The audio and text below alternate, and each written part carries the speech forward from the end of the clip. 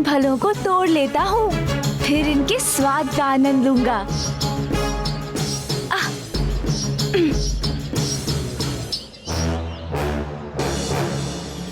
कौन है? नंदी जी आप? मेरा अभी मन नहीं भरा, इससे अभी और क्रीड़ा करनी है मुझे, इसलिए मेरे शीश पर ही रहने दीजिए इसे।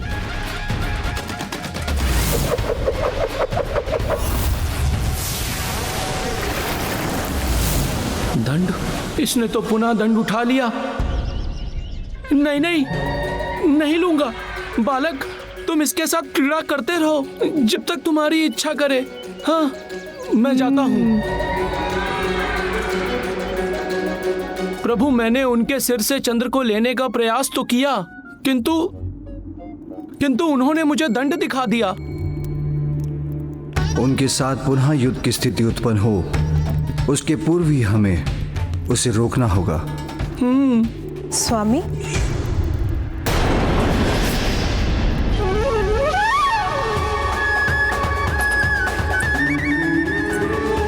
माता, माता यहाँ आ रही हैं। प्रणाम माता।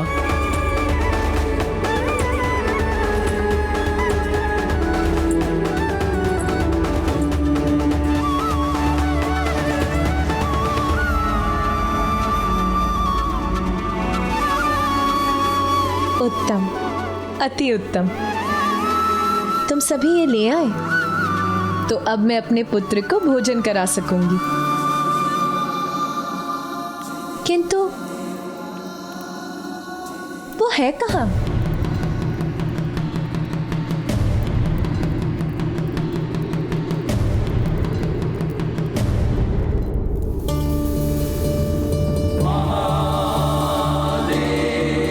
स्वामी, ये क्या? सदा आपकी जटाओं में स्थित रहकर आपके शीश को सुशोभित करने वाले चंद्र कहाँ हैं? देखा आपने, ये है परिणाम ध्यान में मग्न रहने का। आपको ज्ञात भी नहीं कि आपके शीश से चंद्र कहाँ चले गए। और हमारा पुत्र, वो कहाँ है? वो माता, चंद्र तो आपके पुत्र के पास ही है। वो उन्हें अपने साथ ले गए हैं और वो उसके साथ क्रीड़ा कर रहे हैं। तो इसमें इतनी चिंता की क्या बात है? तुम जाकर उससे कह दो, वो लौटा देगा चंद्र को।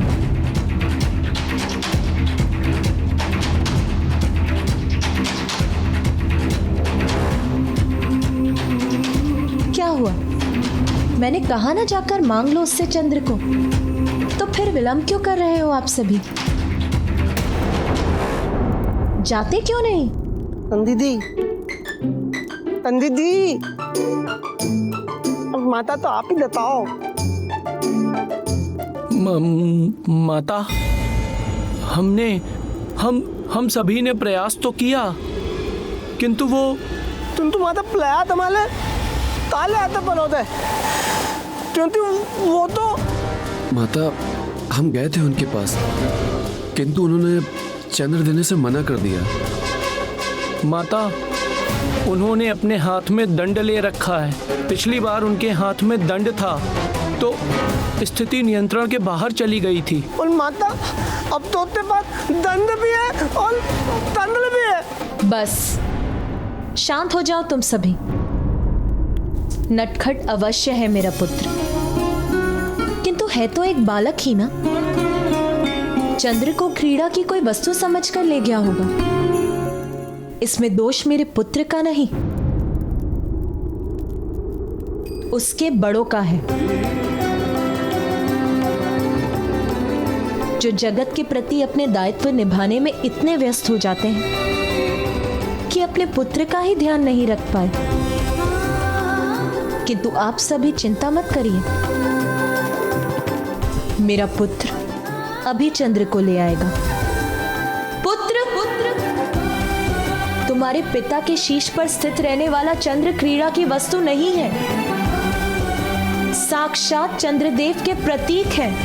उनके अपने स्थान पर ना होने से चंद्रदेव भी प्रभावित हो रहे हैं। इससे सृष्टि का भी अहित हो रहा है। उन्हें उन्हें शीघ्र लौटा दो पुत्र, शीघ्र आओ यहाँ। अभी आया माँ।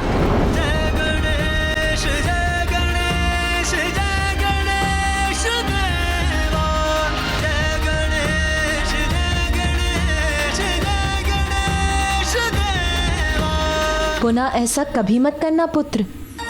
अपने पिता के शीश से चंद्र को कभी मत उतारना। चलो अब उन्हें उनके स्थान पर स्थित कर दो। अच्छा माँ, अभी रख देता हूँ। नहीं नहीं, मैं पुनः नहीं उछाला जाना चाहता। मुक्त कराओ मुझे, मुक्त कराओ। इतनी यातना नहीं झेल सकता मैं अब। महाकाय बुद्धि के नरेश, रिद्धि सिद्धिदायी विघ्नहर्ता श्री गणेश, सुमुख नाम प्रथम पूज्य देव तुम विशेष, रिद्धि सिद्धिदायी विघ्नहर्ता श्री गणेश।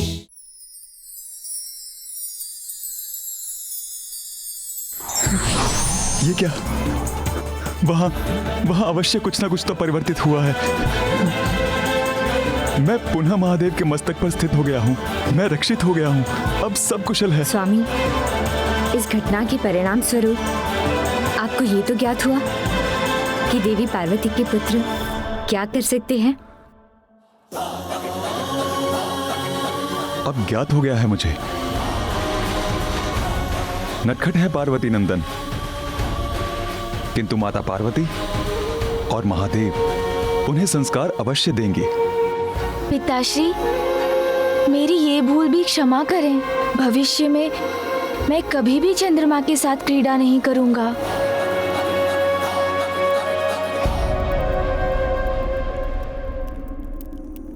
बालक विनायक विनम्र जो हुए, चकित सारे गण देखते ही रह गए। चंद्र पुनः शंकर के भाल पे सजा, नाम चरितार्थ चंद्रशेखर हुआ। अनुराग से देखे पुत्र को पिता, हर्षित परिवार को देख के उमा।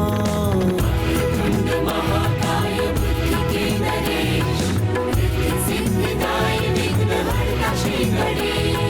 जय देव जय देव जय देव जय देव जय देव जय देव जय देव जय देव।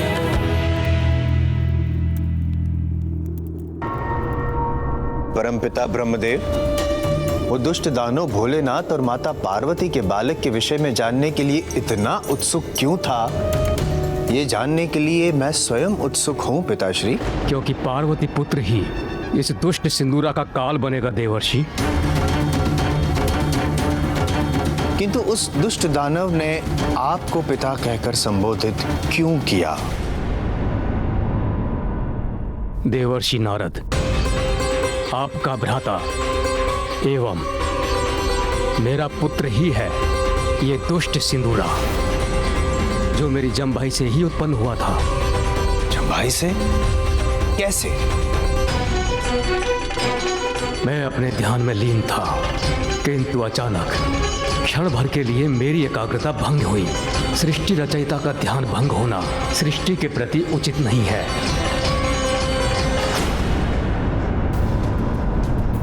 मुझे अपनी इस बड़ी भूल का आभास हुआ और मैंने पुनः स्वयं को ध्यान में स्थिर कर लिया। मैं निश्चिंत था कि मेरी इस त्रुटि से सृष्टि की कोई क्षति नहीं हुई, किंतु अनायास मुझे जमभाई आ गई और मेरा मुख खुल गया।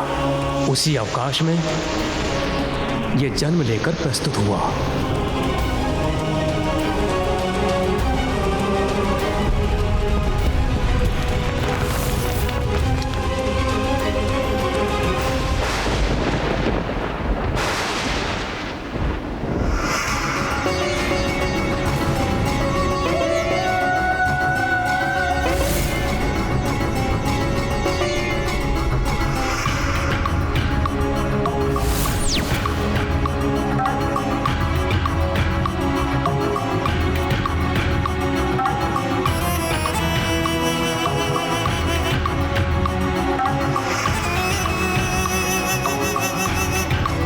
प्रणाम पिताश्री। प्रणाम माताश्री। पुत्र, कभी कभी भूल भी वरदान बनकर हृदय को हर्षित करती है। तुमने मेरी जम्बाही से उत्पन्न होकर हमें अपार सुख प्रदान किया है। सिंदूर के समान लाल रंग होने के कारण तुम्हारा नाम होगा सिंदूरा, सिंदूरा, सिंदूरा, सिंदूरा। जैसी आपकी इच्छा पिताश्री। उसके सुंदर रूप ने हमें पुत्र मुंह में डाल दिया और हमने उसे अनेकों वरदान दे डाले। हम कल्पना भी नहीं कर सकते थे कि उन वरदानों का इतना भीषण परिणाम भी हो सकता है। पुत्र, मैं तुम्हें सभी चुनौतियों और शत्रुओं को पराजित करने का सामर्थ्य रखने वाले महापराक्रमी योद्धा होने का वरदान देता हूँ। सिंदूरा का जन्म हुआ तो उसमें दिव्यता का समावेश था, किंतु लोभ और बल तो दिव्यता को भी दूषित कर देते हैं। पुत्र, स्नेहवश हमने उसे जितने वरदान दिए उसके अहंकार में उतनी ही वृद्धि होती गई। पुत्र, तुम इतने बलशाली होगे कि कोई भी शत्रु तुम्हें कभी कोई क्षति नहीं पहुंचा पाएगा। अपने शत्रुओं की बुद्धि में प्रवेश कर उनको नियंत्रण रखने में तुम हमेशा समर्थ रहोगे और उन पर सदैव विजय प्राप्त करोगे। मेरा आशीर्वाद सदैव तुम्हारे साथ है। पुत्र, मैं तुम्हें वरदान देता हूँ कि तुम अपनी विशाल भुजाओं में जिसको भी पकड़कर दबोच लोगे उसके शरीर के सहस्त्रों टुकड़े हो जाएंगे और उसका अंत होगा।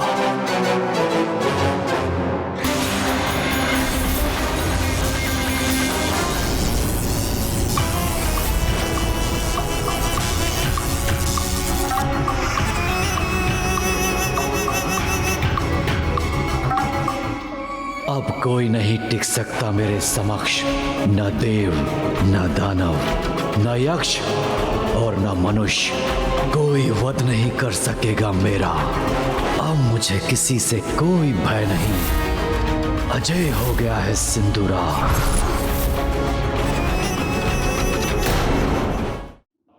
अब जब मैं किसी को भी पराजित कर सकता हूँ, किसी को भी, तो मुझे कोई भी रोक नहीं सकता। ऐसी अपार शक्ति का स्वामी हूं मैं कि इंद्र और दिक्पाल भी मेरे समक्ष नमन करने पर विवश हो जाएंगे। त्रिलोक का अधिपति बनूंगा मैं और मेरे सेवक बनेंगे समस्त देवता। पिताश्री, इन वरदानों के लिए आपका धन्यवाद, किंतु ये सत्य है भी या नहीं, इसका परीक्षण तो मुझे करना ही होगा। तो क्यों ना मैं आपको ही अपनी भुजाओं में आबद्ध करके देख लूं कि आपकी ये दी हुई शक्तियां प्रभावी है भी या नहीं। पुत्र, मैं तुम्हारा पिता हूं। क्या तुम मेरा ही अंत करना चाहते हो? क्या यह उचित है? बलशाली की इच्छा स्वतः उचित हो जाती है। महाज्ञानी है आप, तो इतना भी नहीं जानते। सत्य है, विषधर को दुग्ध पान कराने से उसका विष बढ़ता ही है। पुत्र, सौंदर्य से मुग्ध होकर ये नहीं समझ सका था मैं, किंतु अभी तो कोई उपाय कर इसे रोकना होगा। पुत्र, तुम एक महाबलशाली युवा हो और मैं एक वयोवृद्ध सृष्टि रचयिता योद्धा नहीं हूं मैं। किंतु मुझे तो अपनी शक्तियों का परीक्षण करना है, इसलिए आप मुझसे युद्ध कीजिए। या पुत्र, तुम श्री हरि नारायण के पास जाओ, वो युद्ध करने में पारंगत हैं। तुमसे युद्ध करने के योग्य तो वही हैं, मैं नहीं। और इस प्रकार असाधारण बल और अहंकार से परिपूर्ण सिंदूरा बैकुंठ पहुंच गया।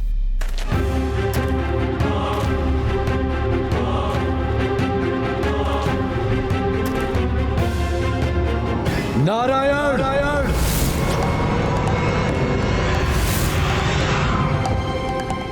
कहाँ छुपे बैठे हैं नारायण? नारायण, मेरे समक्ष आइए।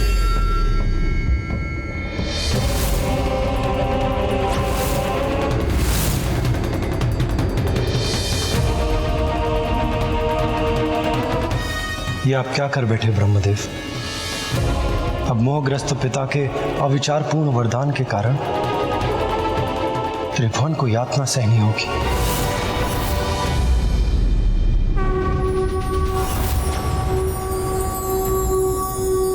नारायण, मैं सिंदूरा आपसे युद्ध करने आया हूं। मुझसे युद्ध?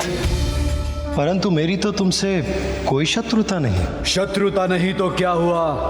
मुझे ब्रह्मदेव के वरदान से मिली शक्ति का परीक्षण करना है। सुना है कि महाकुशल योद्धा है आप, इसीलिए मैं आपको अपनी भुजाओं में भरने आया हूं। पुत्र, युद्ध आदि तो मैं त्याग चुका, सृष्टि का पालन पोषण करने के कार्य में ही व्यस्त रहता।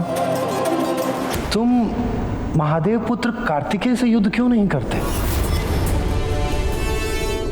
युवा महायोद्धा कार्तिकेय ही देवताओं के सेनापति और रक्षक हैं। उन्होंने अपने पराक्रम से ताड़कासुर नाम के एक भयंकर राक्षस का वध किया है। तुम कैलाश जाओ और उनसे युद्ध करो। यदि तुमने युद्ध में उन्हें परास्त कर दिया तो संपूर्ण देवता स्वतः ही तुम्हारे समक्ष समर्पण कर देंगे।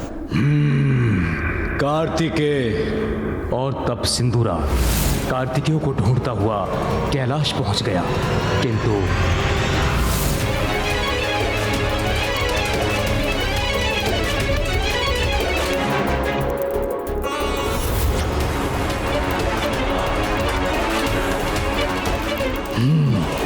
तो ये है कैलाश, यही मिलेगा वो महायोद्धा शिवपुत्र कार्तिकेय।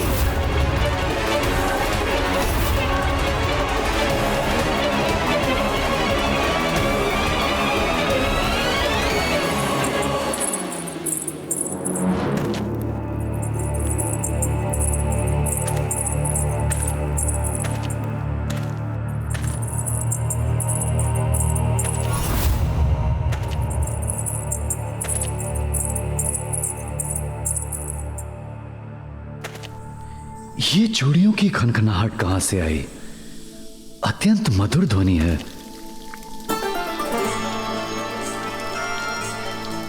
किंतु कार्तिकेय के स्थान पर उस दुष्ट की कुदृष्टि पड़ी देवी पार्वती पर।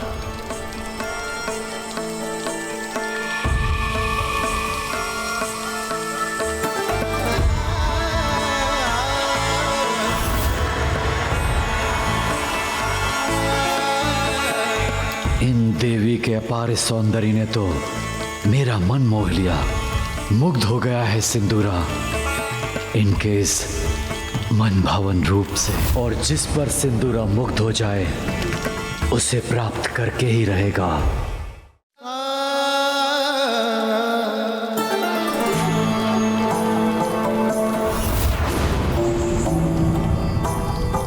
संयोग से उस समय महादेव और कार्तिकेय दोनों ही वहां उपस्थित नहीं थे। अपनी वरदानी शक्तियों से प्राप्त बल के मद में मदमस्त देवी पार्वती पर मोहित वो दुष्ट दुर्भावना हृदय में धारण किए देवी पार्वती की ओर बढ़ने लगा।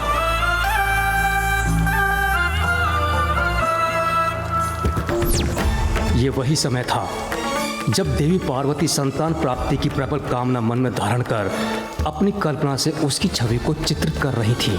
जब सिंदूरा उनके समीप पहुंचा, उसी समय देवी पार्वती द्वारा चित्रित उस छवि से ही एक प्रकाश पुंज उत्पन्न हुआ और सिंदूरा से टकराया, और वो दुष्ट कैलाश के बाहर जा गिरा। जिस पुत्र ने जन्म से पूर्व ही सिंदूरा से अपनी माता देवी पार्वती की रक्षा की, उसको सिंदूरा के पग पग का भान है।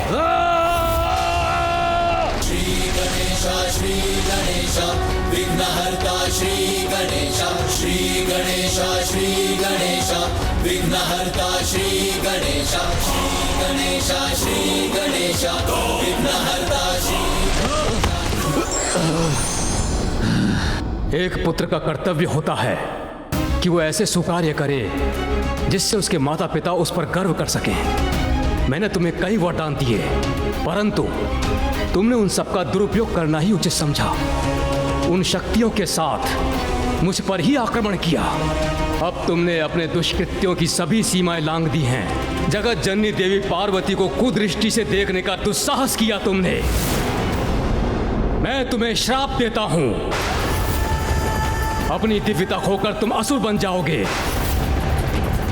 जिन देवी को तुमने कुदृष्टि से देखा, उन्हीं का दूसरा पुत्र तुम्हारा वध करेगा। महादेव और देवी पार्वती का दूसरा पुत्र तुम्हारा काल बनकर प्रकट होगा।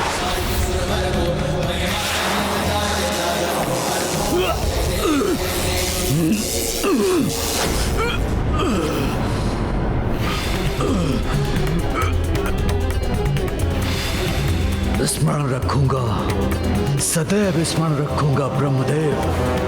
मुझे कुरूप बनाने के लिए कभी क्षमा नहीं करूंगा आपको।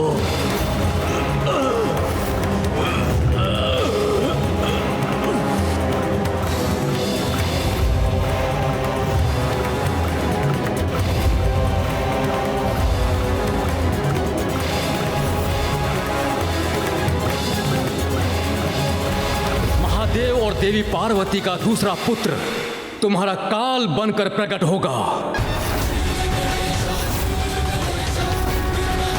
यदि वो बालक मेरे लिए काल है, तो सिंदूरा भी उसके लिए महाकाल है।